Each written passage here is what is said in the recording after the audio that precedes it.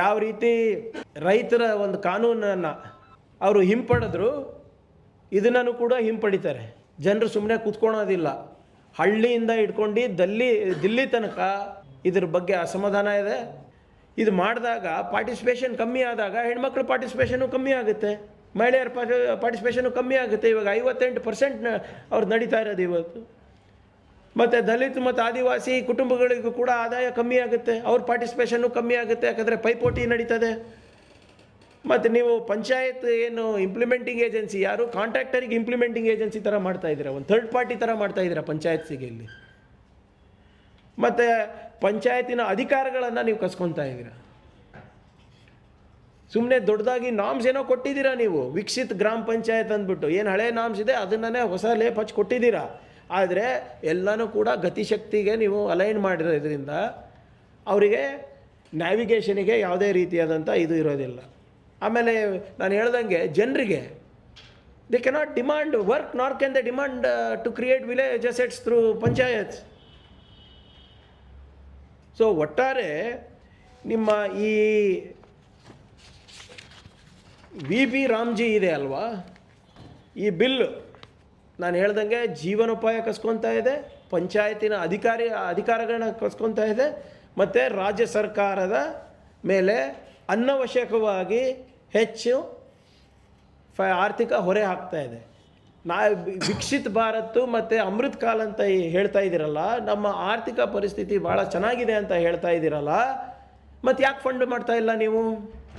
ಯಾಕೆ ಎಲ್ಲ ಕೇಂದ್ರ ಸರ್ಕಾರ ಪುರಸ್ಕೃತ ಯೋಜನೆಗಳಲ್ಲಿ ರಾಜ್ಯ ಸರ್ಕಾರಗಳ ಪಾಲು ಹೆಚ್ಚು ಮಾಡ್ತಾ ಇದ್ದೀರಲ್ಲ? ಹೆಸರು ನಿಮ್ದಿರಬೇಕು, ದುಡ್ಡು ನಮ್ದಿರಬೇಕು. ಹೆಸರು ನಿಮ್ದಿರಬೇಕು, ದುಡಿಮೆ ನಮ್ದಿರಬೇಕು. ಹೆಸರು ನಿಮ್ದಿರಬೇಕು, ಬೆವ್ರು ನಮ್ದಿರಬೇಕು, ಪ್ರತಿಭೆ ನಮ್ದಿರಬೇಕು.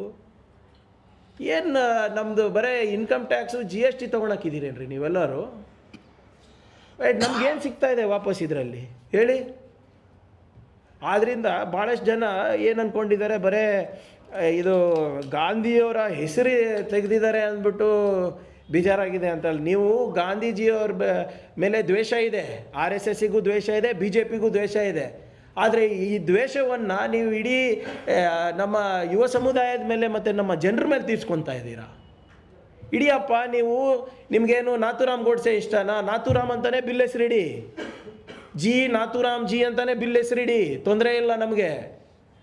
ಆದರೆ ಗ್ರಾಮೀಣ ಮಟ್ಟದಲ್ಲಿ ಉದ್ಯೋಗ ಸೃಷ್ಟಿ ಮಾಡಿ, ಗ್ರಾಮೀಣ ಮಟ್ಟದಲ್ಲಿ ಆಸ್ತಿ ಸೃಜನೆ ಮಾಡಿ, ಪಂಚಾಯತ್ ವಿಕೇಂದ್ರೀಕರಣದ ಏನು ಒಂದು 73rd 74th ಅಮೆಂಡ್ಮೆಂಟ್ ಇದೆ ಅದನ್ನು ಬಲಗೊಳಿಸಿ ಪಂಚಾಯತ್ ವ್ಯವಸ್ಥೆಯನ್ನು ಸುಭದ್ರವಾಗಿ ಕಾಪಾಡಿ. ಇದು ನೇಮ್ ಚೇಂಜಿಂಗ್ ಅಷ್ಟೇ. ಇದು ಈ ಸರ್ಕಾರಗಳು ಮೋದಿ ಸರ್ಕಾರ ಬಂದ ಮೇಲೆ ಯಾವುದು ಜನರಿಗೆ ಉದ್ಯೋಗ ಸೃಷ್ಟಿಯಾಗುವಂಥ ಕೆಲಸ ಆಗಿದೆ ಹೇಳಿ? 2 ಕೋಟಿ ಉದ್ಯೋಗ ಸೃಷ್ಟಿ ಮಾಡ್ತೀನಂತ ಹೇಳಿದಂಥ ಮನುಷ್ಯ ಈಗ ಇರೋ ಹಕ್ಕುಗಳನ್ನು ಕೂಡ, ಉದ್ಯೋಗ ಜೀವನೋಪಾಯದ ಹಕ್ಕುಗಳನ್ನು ಕೂಡ ಇವತ್ತು ಕಸ್ಕೊತಾ ಇದ್ದಾರೆ. ಇವತ್ತು it is just matter of time. ಯಾವ ರೀತಿ ನಮ್ಮ ರೈತರ ಒಂದು ಕಾನೂನನ್ನು ಅವರು ಹಿಂಪಡೆದ್ರು, ಇದನ್ನು ಕೂಡ ಹಿಂಪಡಿತಾರೆ. ಜನರು ಸುಮ್ಮನೆ ಕೂತ್ಕೊಳ್ಳೋದಿಲ್ಲ. ಹಳ್ಳಿಯಿಂದ ಇಟ್ಕೊಂಡು ದಿಲ್ಲಿ ತನಕ ಜನರು ಇದ್ರ ಬಗ್ಗೆ ಅಸಮಾಧಾನ ಇದೆ. ಜನರು ಬೀದಿಗೆ ಬೀಳೋದು ಗ್ಯಾರಂಟಿ ಇದೆ.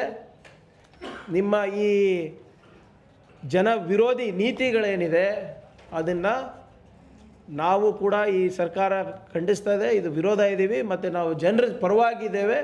ಜನರ ಜೀವನೋಪಾಯಕ್ಕೋಸ್ಕರ ನಾವೇನು ಮಾಡಬೇಕು ಅದನ್ನು ನಾವು ಮಾಡ್ತೀವಿ. ಅವರ ಬೆಂಬಲಕ್ಕೆ ನಾವು ನಿಲ್ತೀವಿ ಅಂತ ನಿಮ್ಮ ಹತ್ರ ಹೇಳಲಿಕ್ಕೆ ನಾನು ಬಯಸ್ತಾ ಇದ್ದೀನಿ.